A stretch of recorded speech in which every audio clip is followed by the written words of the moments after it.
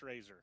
Anywhere is possible. It's more than just a slogan. Anywhere is possible with General Tire's wide variety of tires for whatever it is that you drive. Whether you're looking for off-road capability balanced with impressive on-road performance or ultra-high performance offering all-season traction designed with a driving enthusiast in mind, General Tire has what you need to get where you're going. General Tire, providing anywhere is possible with the Down and Dirty Radio Show since 2012.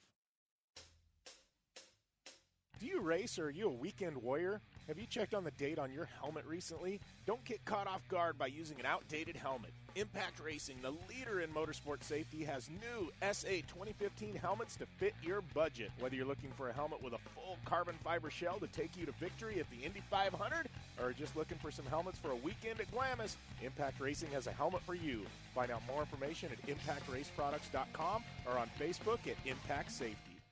When looking for a new wheel for your off-road vehicle, car, truck, or UTV, the choice is easy. You choose what the pros use. Rob McCachran, Keegan Kincaid, and myself, Jim Beaver, all exclusively use Vision Wheel, whether we're dominating Baja, taking the cup at Crandon, or shredding UTVs. Vision Wheel's trend-setting designs and durability will set you apart from the competition and your friends. Check out visionwheel.com or at Vision Wheel on social media to learn more.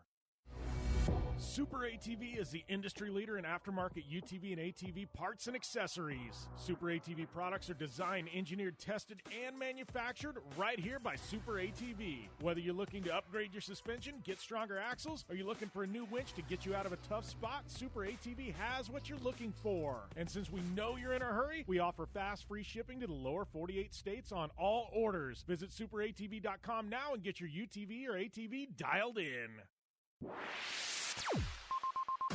You're listening to the Down and Dirty Radio Show, powered by Polaris RZR. All killer and no filler. Welcome back to the Down and Dirty Radio Show, and we're catching up with another NHRA champion, Andrew Hines. Welcome to the show, my friend. Thanks, Jim. Well, dude, first off, I gotta give you props on your speech at the NHRA banquet. Not necessarily on the speech, but the green suit, man. I gotta say, you guys were slaying that. I mean, going a little bit. I love it at the NHRA banquet because I feel like a lot of people try and I don't know, come with a little bit different suits. I know Pritchett there for Steve Torrance. He comes with like a red kind of dazzling sparkle suit, but the green, man. How did that all get put together? Just time to let loose. You know, you run a long season all year long and sporting the Harley colors all season long, and it's just time to let your hair down a little bit and have fun and mingle with the crowd. So it's a time to kind of let your true nature show. Well, you know, and that being said, man, 2019, this is a crazy year for you guys because I mean, let's talk about the beginning because. At one point, I mean, you guys were damn near perfect. I mean, you had kind of the dream season working in 2019. I mean, you guys came out swinging and never really let up. Yeah, it was absolutely phenomenal. I mean, we kicked off the season with a brand new chassis, something we hadn't really proven. We tested a chassis very similar to what I rode this year last season when Chip Ellis rode for us in the Countdown. But when we built my chassis this year, we changed up a few things a little bit more, and man, it was just it was absolutely phenomenal. We went testing before Gainesville, and it was running the 6.7 second zone almost every single lap. And you know, a lot of it's due to weather, but when the bike was that easy to ride, it just made it that much easier for me to get it down the track and put up big numbers. And set the national record the first race, won Gainesville, which I hadn't done since my first event or my first national win back in 2004. So that monkey climbed off my back there, and it just made for a lot easier season. You know, especially after last year when I went winless and wasn't able to capitalize. I went to a few finals, just couldn't get that darn fourth win light. And then this year, it was just a flood of win lights. It was absolutely phenomenal with the way the Harley Davidson was running and just picking away round ones here and there, and had good luck on my side when I needed it. Then the bike would run good when we really, really needed it to. Well, you know, and I want to go back to the chassis question, or you talking about the chassis, because I feel like in NHRA, and I know, you know, in the other categories, it's the same way. Like, it's a bit of a crapshoot, right? Going to a new chassis, like you guys, you know that you know, long term, it's going to be faster, it's going to be better, but there's also some development work that goes into it until you get there. So I feel like sometimes, I mean, is it a bit of a crapshoot? Like, you really don't know going into the season. You know, you've got the makings of a fast bike, but you know, until you actually line up there and go, you don't really quite know how you stack up, right? Absolutely, yeah. And we kind of committed to that new chassis going into Gainesville, and didn't even bring my old chassis with us to the test session. It was just one of those things like, okay, we just need to just commit to this, make sure it's good, and we'll find a way to make it fast. And we tried doing that a couple years ago when we first brought out the Harley street rod bodies, and we built a new chassis underneath that body and debuted that whole deal as a new chassis, new body package. And that did not work out well for us at all. That chassis that we built back then, it was just entirely too rigid, and it just wouldn't 60 foot very well. So you couldn't really make it do what you really wanted it to do. It would just bury the tire into the ground, and it didn't have enough flex to kind of let the bike do what it needed to do in the first 5 feet. So we built this new revision of chassis with the purpose, the mindset of, hey, let's build a little bit of extra flex into it. But there's also a trade-off. You can't have too much flex where it's trying to roll over on you when it sets the front wheel down at 400 feet down the racetrack, because that's what my old chassis would do. It would leave the starting line real good, hold the front end up for 400 or 500 feet, set the front tire down. Next thing you know, the handlebars are turned, and I'm sliding towards the wall. But this chassis, we built everything perfectly symmetrical in the front end and built a little bit more flex into the rear half of the chassis. The problem there is we're not allowed to have rear suspension, so we have to let the tubes flex the way we want it to kind of to plant the tire and not bury the tire into the ground. It's a tightrope you got to walk on that aspect, but this bike worked really, really well. It would do exactly what we wanted to do in the first couple feet, and then it would ride perfectly straight down the racetrack. I don't think I've made as many good runs in my career as I did just in this season. So, I mean, it was the bike was going so well all season long. Well, and you guys, not only the chassis, but it was like complete new, like you changed your Motec system too, right? Like it wasn't just a new chassis. Absolutely. Like you guys were like, we're just going to reboot the entire thing this year. Yeah. People have been using the Motec M130 for years out here now, and we were probably some of the last people to switch over from the older M600 to the Motec M130. And when we did that, we also, since I'm a bigger guy, I needed to take a little bit more weight off the bike. So we took the race pack off as well and ran all the data acquisition into the Motec because it's fully capable of doing that. So ran everything in there and running the NHRA software that has the limitations where you can't do traction control, things like that. They make sure you can't do things. So it worked out to our advantage where we could run the data acquisition system through that and take 3, 4, 5 pounds of race pack stuff off the bike. Made the wiring harness a lot nicer, made the whole bike easier to work on. It's clean when you look underneath the seat, and it's just it's a one-stop shop. You got your fuel tuning, timing tuning, and all your data acquisition in one deal. You don't have to bounce around from program to program, and made for a little less headache between rounds when you got 30 minutes at the trailer to make your decisions for the next round. Yeah. Well, and I want to ask one other question too about the team. I mean, this was a big year. I mean, Angel coming in, I know I interviewed her a couple of weeks ago here on the show. But how was that for you guys? I mean, here's been the team's arch nemesis for decades, going back to your brother and now you, and now all of a sudden she's in the same camp, man. That I know. And she said you guys opened, it was with open arms, you welcomed her into the team, but that day one had to been just a little bit odd. You know what I mean? Sharing, I guess, a shop with her. Yeah, it definitely was a different situation. It all started back around the PRI show last year in Indianapolis.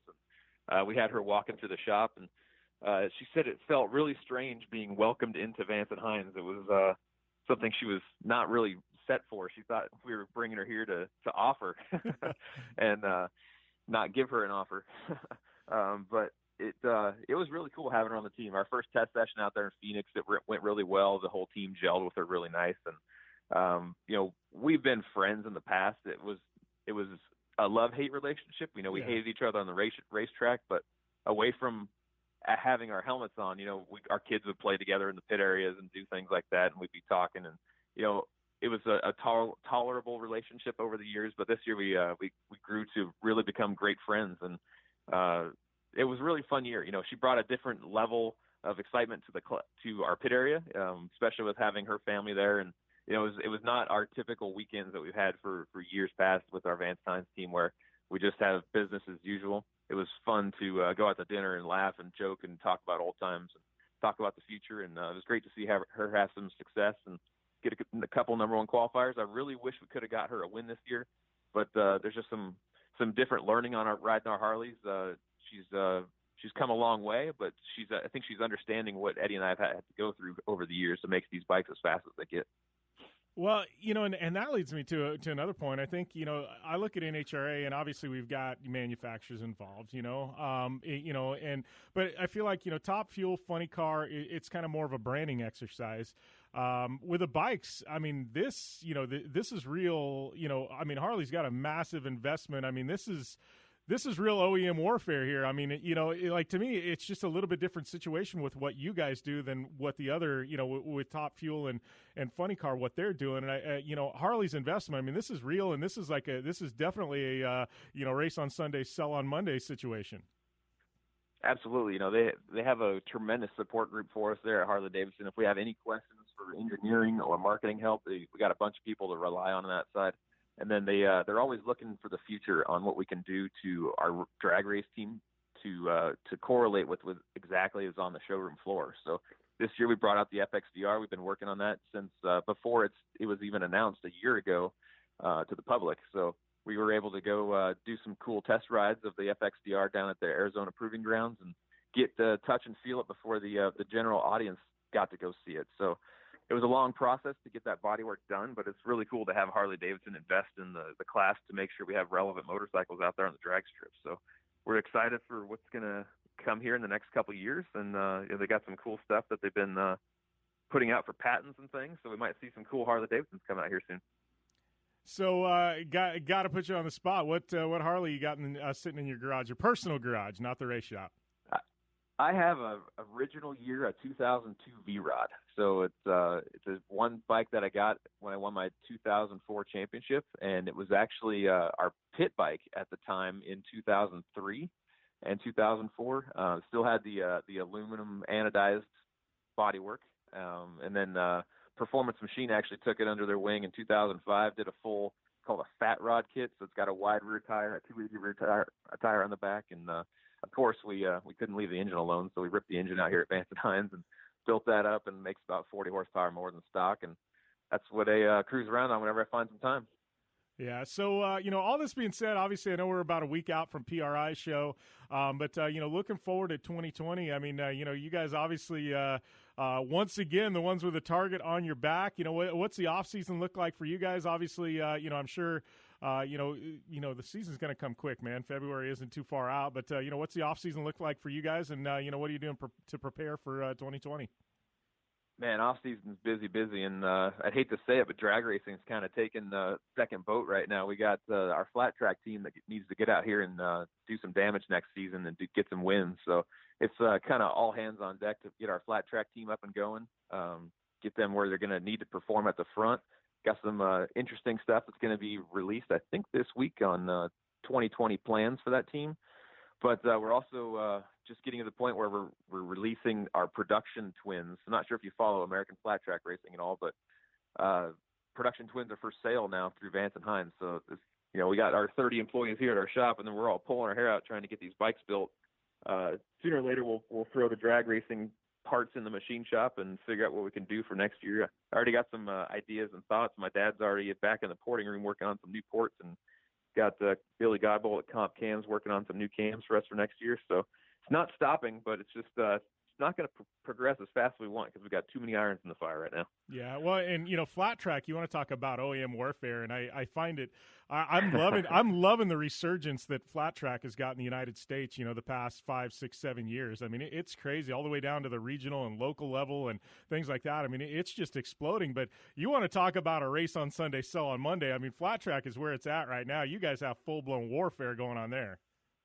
Absolutely. It's been tough here with our Harleys trying to compete out there with the Indians, and got Kawasaki's running around there fast, and it's obviously it's like you said, it's a sell on Monday kind of sport. Those guys are out there racing on the weekends, finding time to race on the weekdays whenever they can, and our guys are working hard here trying to make sure our bikes can be up on the box here and have some Harley pride running through all the blood and veins of those Harley fans up there in the stands.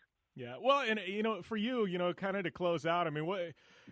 Representing Harley, I mean, this is an iconic manufacturer, an iconic American brand. I mean, people think motorcycles, they think Harley-Davidson first. I mean, what's it like for you to have that close a relationship and be a factory Harley rider? Because, I mean, this is, to me, this has got to be one of those dream jobs and one of the dream brands to work with, Yeah, it's absolutely. I mean, going to work doesn't suck. Working at Vance and Hines and knowing I get to ride for Harley Davidson and just the history